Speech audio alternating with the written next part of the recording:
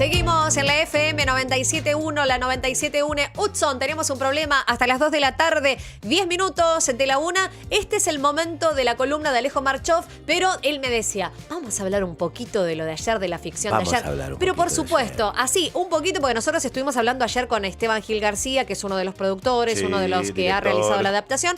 Y recordemos que son ficciones de la provincia de Buenos Aires, hechos reales y otro de los, algo que los distingue, que son paranormales. Distrito 136, territorio paranormal. Exacto. Así se llama la nueva serie de ficciones sonoras inspiradas en, como bien decías, hechos reales. O por lo menos hechos contados como reales, Claro, pero claro. que tengan que ver con lo paranormal. Ayer se largó la primera, que se llama El Acuerdo. Ajá. En este primer capítulo, un grupo de militantes decide abrir un centro cultural en un viejo cine abandonado.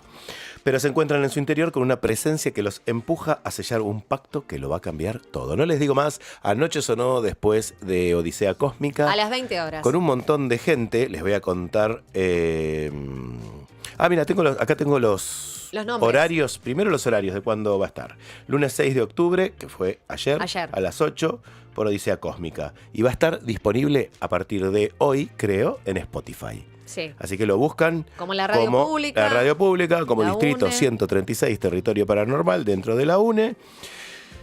Idea, dirección, Fran Andía. Producción ejecutiva, Esteban Gil García. Guión, Esteban y Fran Andía. Edición, Esteban Goral, que es un enfermito, hoy hablábamos Me de eso, es encanta. divino Esteban Goral. Sí. Las cosas que ha hecho. Ha hablado con la gente, los fanas del Peugeot 504 o 505, no me acuerdo qué Para Peugeot. otra de las ficciones. Para el segundo capítulo que va a salir, porque necesitaba el sonido de un Peugeot 504 gasolero, y fue ahí Hermoso. a grabarlo. Intérpretes: Vic Rubino, César Benítez, Florencia García Marín, Blas Bonafini, Noelia Torres, Lucho Altamirano, Agustín Titarelli y Alejo Marchoff. La participación especial de Diego de Miguel y Laura Belmonte, dos actorazos de esta ciudad, y la locución de Eduardo Zapata. Hermoso. Búsquenlo, disfrútenlo. Aparte, Está...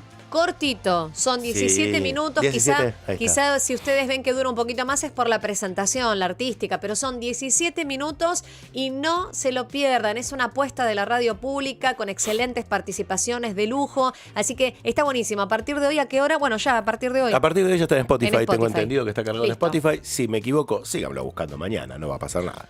Es así, van y lo buscan. En algún momento se lo van a encontrar. Exacto. Iba a decir algo más y me olvidé, así que mira cómo entra la columna. Mirá, qué Ese, ya atenta está. que está esta gente. Maestro. Qué capos que sos. Maestro del como sonido. tac, tac, tac. Ya, nada que hacer. Bien, verás que no tengo un libro en mis manos. No. Empecemos por ahí, no tengo un libro en mis manos. ¿Por qué? Porque vamos a hablar, primero, de que esta es la columna número 70. Ah. ¿Sí? 70 columnas y ninguna flor. No, sí, tengo una flor a mi lado. Vamos a hablar de un libro que no existió, Claro, por eso no está, chicos. por eso no está, pero se podría haber conseguido después porque con el tiempo lo editaron. Esto tiene que ver muchísimo con la radio. Ay, me encanta. Y me vuelve loco cómo funcionó esto. Para empezar, vamos a empezar a hablar de la radio, o de lo que era la radio hace muchísimo tiempo. Lo siento muchísimo por un oyente que me escribió pidiendo que hablara de este siglo y que me deja. Me encanta cuando los oyentes se enculan porque me dan material para buscar. Me escriben, No, y me aparte mandan, me están llegan del otro MPs, lado. me llegan MPs. Yo, nunca hablás de nada de nuevo. Y no, tengo una librería de viejos, chicos, yo los adoro, pero Claro. es así. Y aparte, pasan cosas como esta. Y es el estilo de tu columna. Pero me ¿no? encanta igual, que a mí Pero más vale. que me tiren con todo. De hecho, me cerraba el comentario diciendo, porque termina siendo un mainstream medio pelo lo que haces. Con lo que, siendo calvo, que ya me den medio pelo, me garpa un montón. Así que agradezco un montón el medio pelo que me regalaron.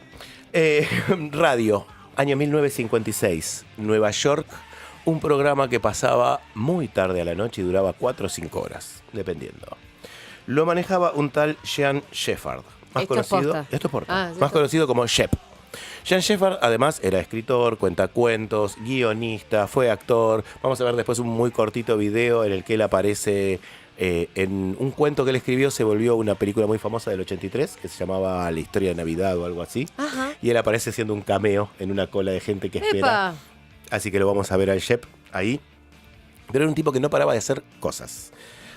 Nació en Chicago, Shep se crió en Indiana. Primero trabajó como cartero y mientras hacía eso se licenció de radioaficionado. Que antes pasaba esto muy común, que ibas a una técnica, estudiabas radioaficionado, era todo mucho más sencillo que la tremenda consola que manejan los chicos, y terminaban adentro de las radios, primero operando, y si les pegaba mucho por la artística, terminaban hablando. Fue un poco lo que pasó con Shep, que cuando estuvo en el ejército en la Segunda Guerra, estuvo en el cuerpo de señales, básicamente por saber electrónica y demás. Y entonces cuando volvió, entre 1951 y 1953, tuvo su primer programa, también nocturno, en una radio AM de Filadelfia. Y finalmente en 1956 arma este programa a la noche, que salía en la emisora WOR. Básicamente, más allá de cómo se... Ahí está, Shep. Ese es el Shep. Qué hermoso ese micrófono. Sí, eso, ¿viste lo que es? A mí me enamoran esos micrófonos. Decía, más allá de su programa, lo que pasaba, que pasa mucho, y más antes pasaba con los programas nocturnos, que la gente que es radioescucha se vuelve medio tribu de esos programas, ¿viste? Sí. Se reconoce, vos seguís tal cosa, Total. y se empieza... Y aparte Shep les contaba cuentos, les leía poesías, pasaba músicas, una atmósfera hacía introducciones, hermosa. claro, y la atmósfera del noctámbulo. Imagínate Taxi, Nueva York, 1956, muchos despelotes en muchos sentidos y al mismo tiempo mucha necesidad de sentirte en comunidad con cosas. Total. Ellos tenían una clave, porque empezó siendo él que decía Excelsior y ellos llamaban por teléfono y contestaban agua embotellada.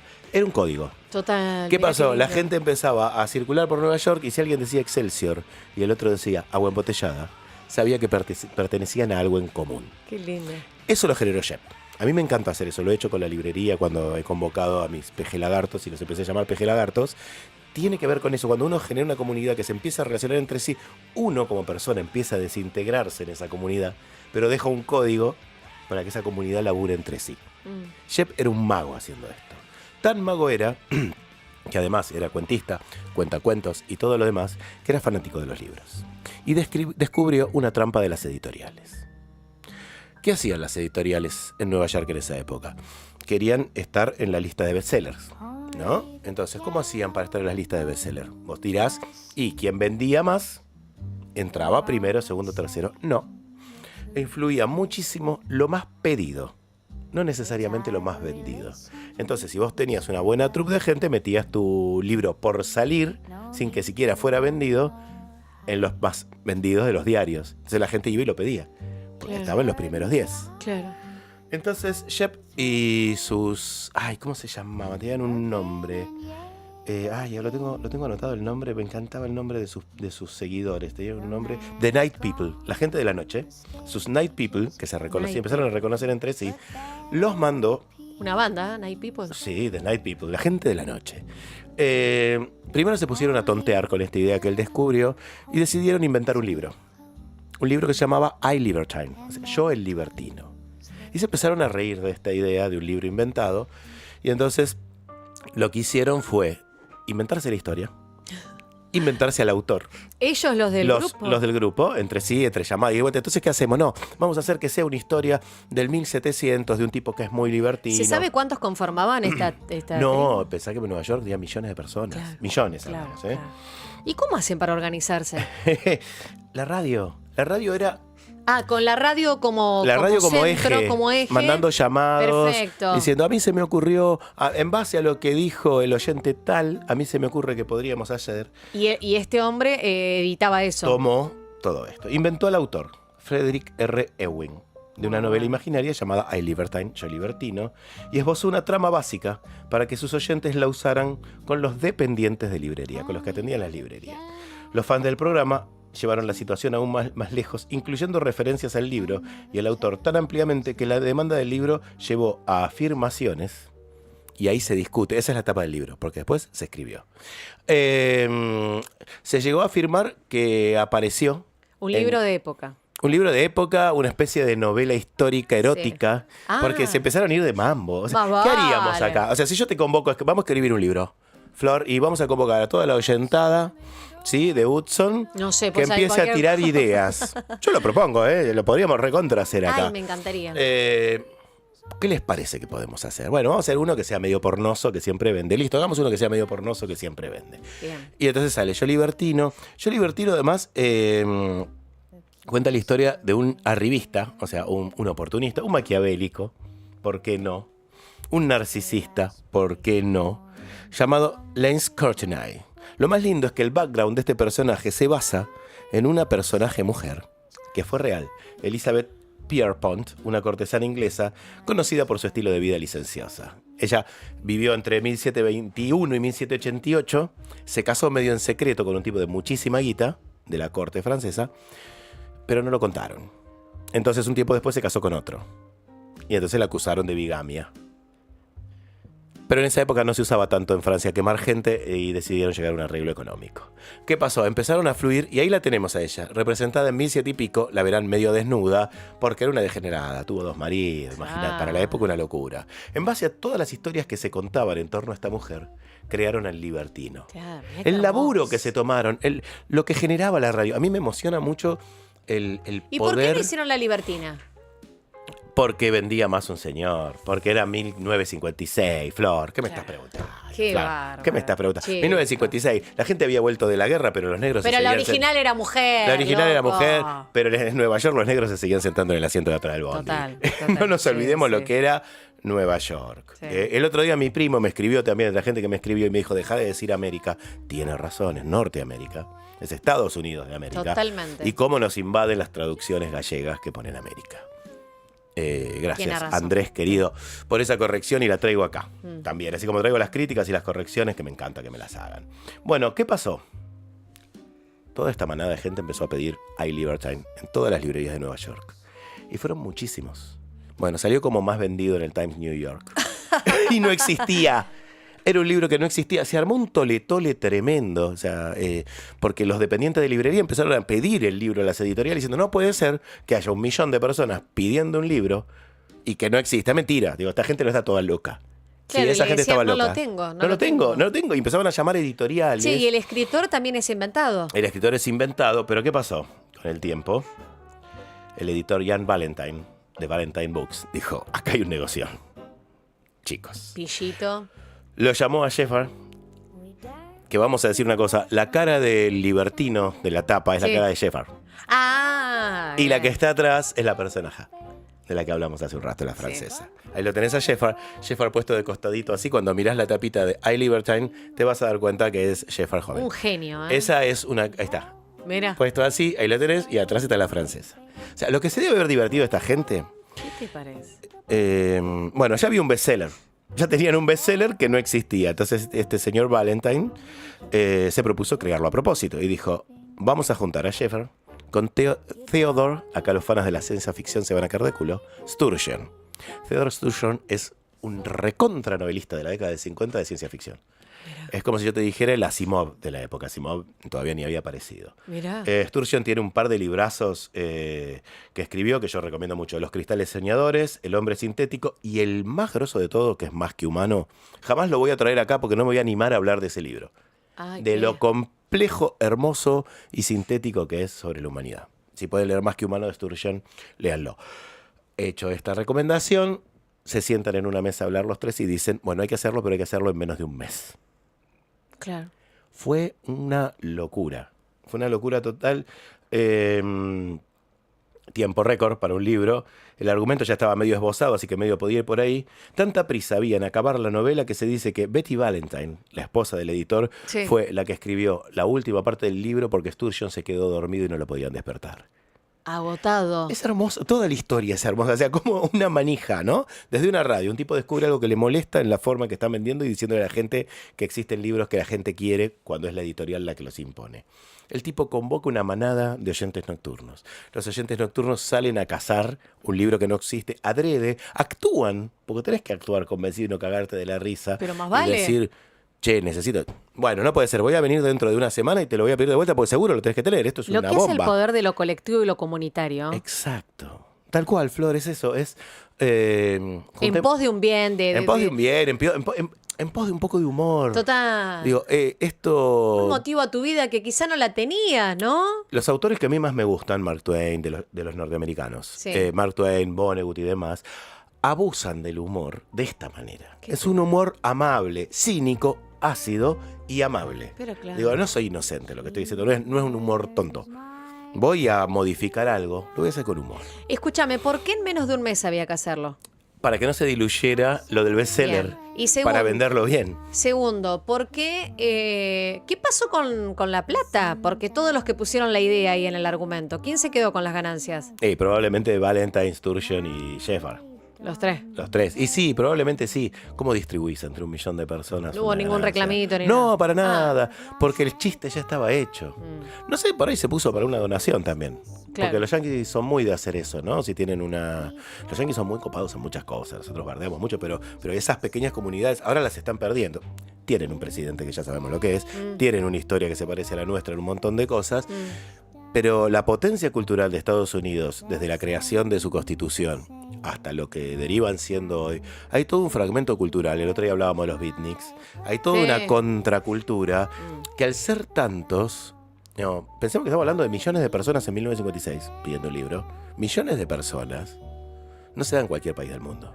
Entonces la potencia cultural es enorme.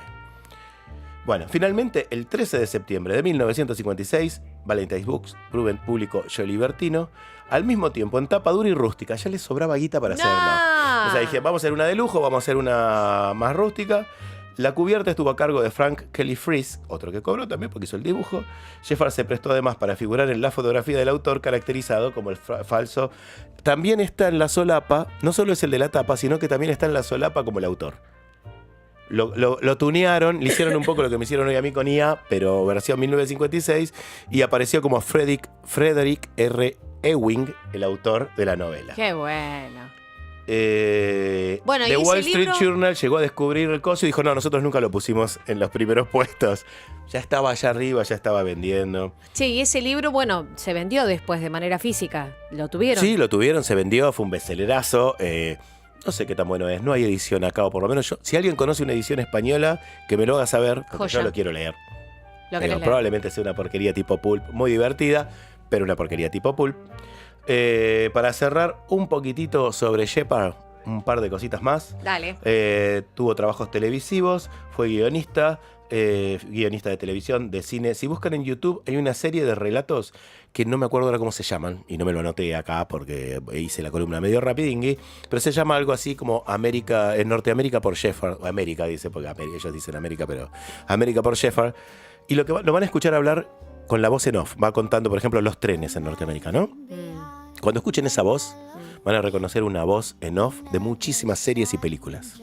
El tipo hizo voz muchísimo para series y películas. Escúchenlo, yo escuché el de los trenes y digo, este tipo me habló toda mi infancia en inglés. Sí. Digo, las películas que ya tenías en inglés y subtituladas. Cuando él era periodista, locutor, era conductor. Era conductor, sobre todo era radiofónico, ¿no? Pero escribía, tiene un libro de cuentos. Sabía tocar, esto es muy lindo, pues sabía tocar el arpa de boca, la flauta nasal y el mirilitón. ¿Qué son esas tres cosas? Son tres instrumentos que por lo general se usan mucho para el sonido en joda. Algo de lo que hablábamos ayer acá con Esteban, de sonido, con Esteban Goral. Eran cosas que se usaban mucho en radio, para hacer los chistes. Y el chabón sabía tocar todos esos instrumentos. O sea, la radio era mucho su pasión.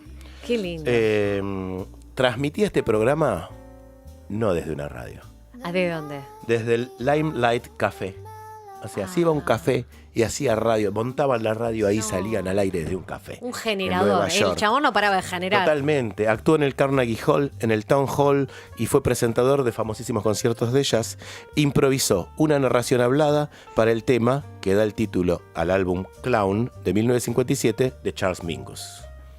De todo hizo el chabón. Pero sobre todo centrémonos en que lo que hacía el chabón lo hacía en comunidad. A mí me pareció ese es el rasgo fantástico. Que lo caracterizaba. El chabón laburaba para la comunidad, por la comunidad. Sabía que... Cuando tenía un mango... Claro. Si ponemos el videito de YouTube de 11 segundos, lo vamos a ver, nos damos el gusto. Actúa en la misma película que él escribió. ¿Escribió una película? Es ese. ¿A dónde está yendo?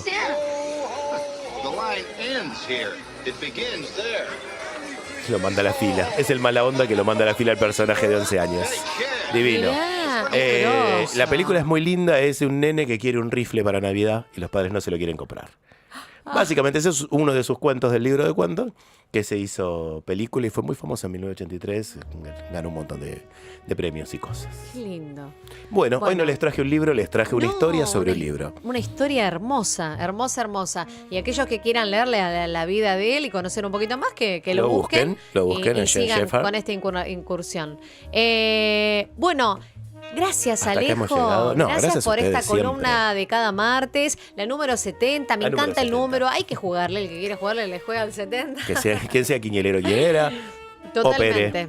1:30 p.m. Bien, 30 minutos. Vamos a hacer una cosa. Nos vamos a ir ahora a la música, que es Corazones Control Remoto, y vamos a volver con un recuerdo. Hoy vamos a seguir, viste, hoy hablábamos del Maquiavelo, Sí. del psicópata, cosas que atraviesan mucho la psicología, Totalmente. ¿no? La psiquiatría en algunos casos. Y vamos a seguir con esa línea. Vamos a volver después del tema musical con una nota que hicimos acá en Piso con el doctor Chinaski. Uy, El hoy hablé con mi psicólogo, viejo de él. Doctor Chinaski, mirá vos qué loco. Fue cuando nos visitó en agosto Sí, del año me pasado. acuerdo. El señor Luciano Altamirano hizo unos choricitos riquísimos. Wow.